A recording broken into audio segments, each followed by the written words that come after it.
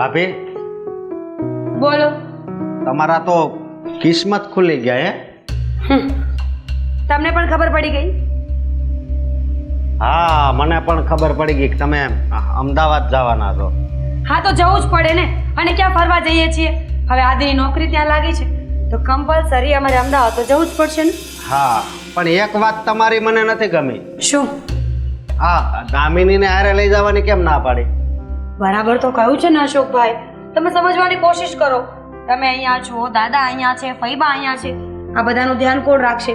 જો અત્યારે તો હું અહીંયા છું, રસોઈ બનાવું, કપડાં વોશ કરું, ઘરના કામ કરું, બધું થઈ જાય છે. પણ એક વખત હું આ ઘરની બહાર જઈશ પછી તમે શું કરશો? અરે પણ અહીંયા કાંક અમે વ્યવસ્થા કરી નાખ્યું. તમે દામિનીને તમ તાર હારે લઈ જાઓ, ત્યાં તમારા કામમાં આવે. અશોકભાઈ, મેં ના પાડીને કે દામિની અમારા સાથે નહીં આવે. કેમ એવું ન કરાય?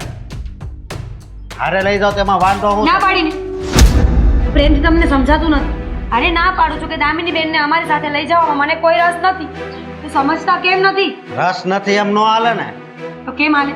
આ આદિભાઈ જેમ તમારા ઘરવાળા છે એમ દામિની એની બેન છે, તો યારે આવે ને તો તમારે વિરોધ ન કરવાનો. આદિ મારો પતિ છે, મંગળસૂત્ર પહેર્યું છે એના નામનું. આ કઈ શોખ નથી ને કે કિડનેપ કરીને લઈ જતી હોય. જ્યારે ત્યારે આખું ઘર આવીને બસ એક જ વાત સંભળાવે, અમારો ભાઈ છે, અમારો ભાઈ છે. ભાઈ તો તમે પણ છો, તો તમે કેમ નથી રાખતા? હું અહીંયાના નાયના રહું છું, તમે બહાર જાઓ છો, અને હું તમે એમ કીધું કે મંગળસૂત્ર પહેરું છું, બરોબર એના નામનું, તો આદિભાઈ છે એને આ રાખડી નથી બાંધતી? ખરેખર આ ઘરમાં બધા લોકોને લેક્ચર આપતા બહુ સારું ફાવે. એક વખત ના પાડીએ ને તો સમજાય. જનાવરની જાત નથી, તમે માણસ છો, તમને ખબર પડવી જોઈએ ને કે તમારે આગળ શું કરવું છે શું નહીં. બસ ભાભી, હવે આવા શબ્દો સંભળાવીને મારું અપમાન ન કરો. અપમાન? તમે જાતે આવ્યા છો અપમાન કરાવવા માટે. હું મસ્ત મજાનું આંગણું વાળતી હતી, કચરો સાફ કરીને વિચારતી હતી કે અહીંયા બેસું, ત્યાં તમે આવી ગયા. હર વખત જ્યારે જોવો ત્યારે વચ્ચે આવીને બોલવા તો જોઈએ જ છે. અરે હું એમ નથી કહેતો કે તમે દામિનીને લઈ જાઓ. દામિનીની ઈચ્છા છે ને એટલે કહું છું કે એને લઈ જાઓ ને તો એને સારું લાગે. બહાર ક્યાંક જાય તો એને બધી ખબર પડે. હા, બહાર જઈને ખબર શું પાડવી છે? દુનિયાની છોકરીઓ કેવી છે એ ખબર નથી.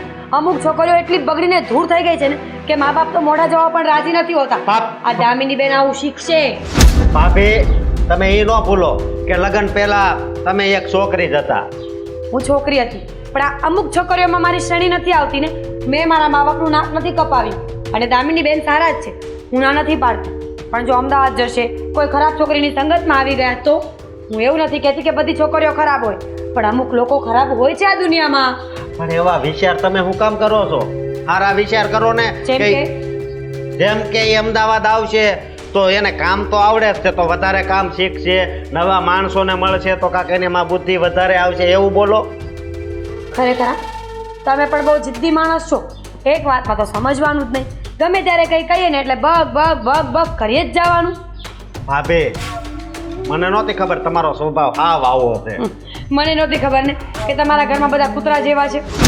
મારો મતલબ છે કે ગુસ્સાવાળા છે. ગુસ્સાવાળા હતા નહીં, પણ તમે કરી દીધા છે. ભાભી, એક વાત મને કહો, આ તમે હારે લઈ જાઓ એને, એમાં વાંધો શું છે તમારે? કહ્યું તો ખરા કે જુવાન દીકરી છે, બગડે તો હું કાંઈ જવાબદારી લેવાની નથી.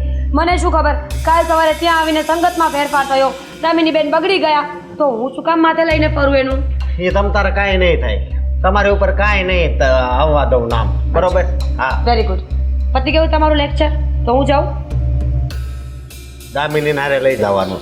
કામ કરો, જાઓ. કામવાળા અજીબ માણસો છે આ ફેમિલીમાં. કચ્ચપ.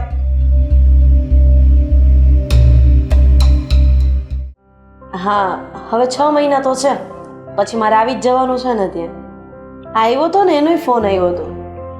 આ કરું ફોન. હા, પછી હમણાં થોડી વાર રહીને. હા, તો તમે ફ્રી થઈને કરજો. શું કામ હતું?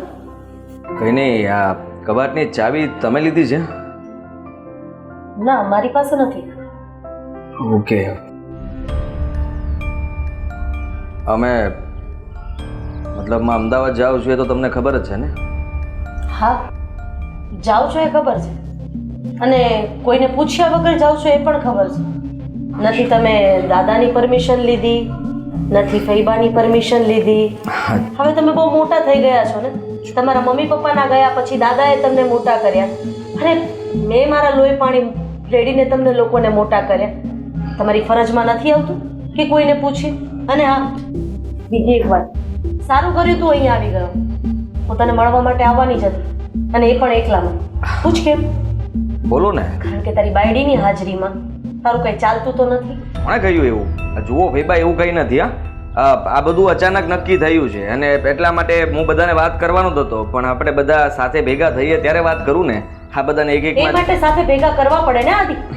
હા, કેવું પડે કે તમે બધા આ સમયે ભેગા રહેજો.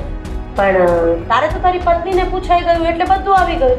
બીજા કોઈને પૂછવાની કોઈ જરૂર છે જ નહીં ને, કારણ કે આ ઘરમાં હવે વડીલ જેવું કશું રહ્યું જ નથી. એક મારો મોટો ભાઈ હતો કે જેને બધાની પડી હતી, અને તું એનો દીકરો કે તને કોઈની પડી નથી. એવું નથી ફેબા, પણ આ દામિનીને સમજાવો ને. આ કઈ જીદ લઈને બેઠી છે. એ જ વાત કરવા માટે હું તારી પાસે આવવાની હતી કે મીરાએ દામિનીને સાથે લઈ જવાની ચોખ્ખી ના પાડી દીધી છે કે તમે મારી સાથે અમદાવાદ નહીં આવો. પણ ના જ પાડે ને. શું કામ ના પાડે? સીધી વાત છે. હજી અમે લોકો ત્યાં જશું, સેટ થશું, અને પછી અમે દામિનીના રોટલા જ તને ભારે પડશે. રોટલાની ક્યાં વાત છે? પણ અમે લોકો ત્યાં સેટ થઈ જઈએ પછી તમને લોકોને બોલાવીએ તો સારું રહે ને. અને દામિની પછી ભલે ને ત્યાં રહેતી, હું ક્યાં ના પાડું છું. મેં એવી વાત સાંભળી છે કે તારી સાડી ત્યાં ભણે છે, એને તું તારી સાથે રાખવાનો છે. હા, એ તો ખાલી વાત થઈ છે, અને એને તો ત્યાં બધું જોયું હોય ને. મારા માટે પણ અજાણ્યું શહેર છે, મને કંઈ ખબર નથી, તો એ હેલ્પ કરશે અમારી. બાકી શું હોય? અને એમ પણ મીરાને થોડી મદદ મળી રહેશે કે ભાઈ એને કંઈ જોયું ના હોય તો એની બેન સાથે હોય તો એ બંને બધું ઘરમાં સેટ કરી શકે. જુઓ ફેબા, આ વાતને ખોટી દામિની સમજી રહી છે. એને એમ છે કે અમે લોકો મૂર્ખા છીએ ને. હું, દાદા, દામિની, આ બધા જ ઘરમાં મૂર્ખા છે. જેવું સમજી રહ્યા છે કે આદિ અને મીરા પોતાની માટે જ વિચારે છે, પણ ખરેખર તમે અમદાવાદ જાઓ છો જ અમારી માટે. અમારી માટે તો ધંધો કરવા જાઓ છો, અને હા, ત્યાં જઈને તમારી અલગ દુનિયા વસાવવા માંગો છો, એ અમારી માટે તો વસાવવા માંગો છો. પણ આ લોકો આ વાતને નહીં સમજી શકે, કારણ કે મૂર્ખા છે. એવું નહીં બોલો ફૈબા, ટોન નહીં મારવા, ખોટું કહેવાય. આ તો ફૈબાનું કામ તો ટોન મારવાનું જ હોય ને, જે હું કરી રહી છું. મારે મારવો પડે એમ છે ટોન બેટા, કારણ કે તું તારો રસ્તો ભૂલી રહ્યો છે, ભટકી રહ્યો છે, અને તારી બાયડીની વાતમાં વાવા કરી રહ્યો છે. પણ અહીંયા શું વાંધો છે? હા, અહીંયા અશોક છે, દાદા છે, દામિની છે, તમે છો, તો પછી ઘરમાં બધું બરાબર તો છે.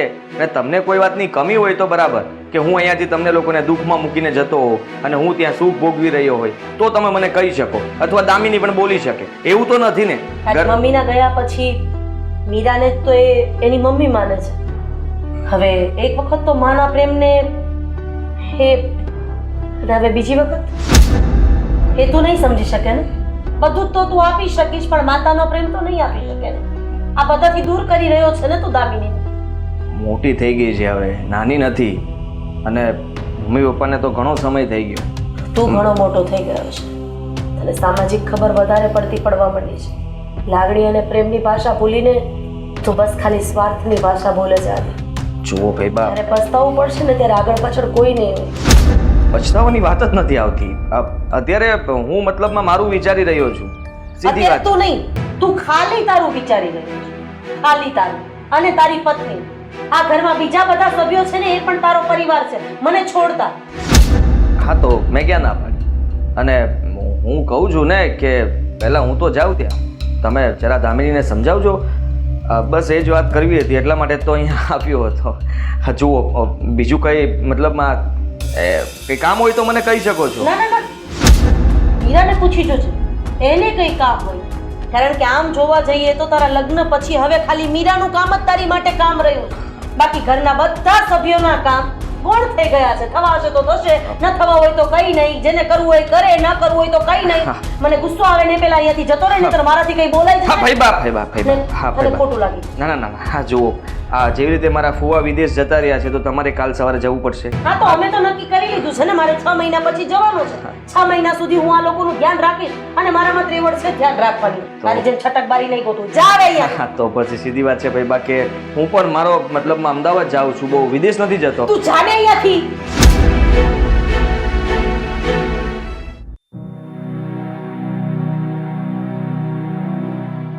દામિની કેમ ઉદાસ બેઠી છે? શું થયું છે? ભાઈ, તમને તો ખબર છે ને બધી વાતની. તો શું કામ પૂછો છો?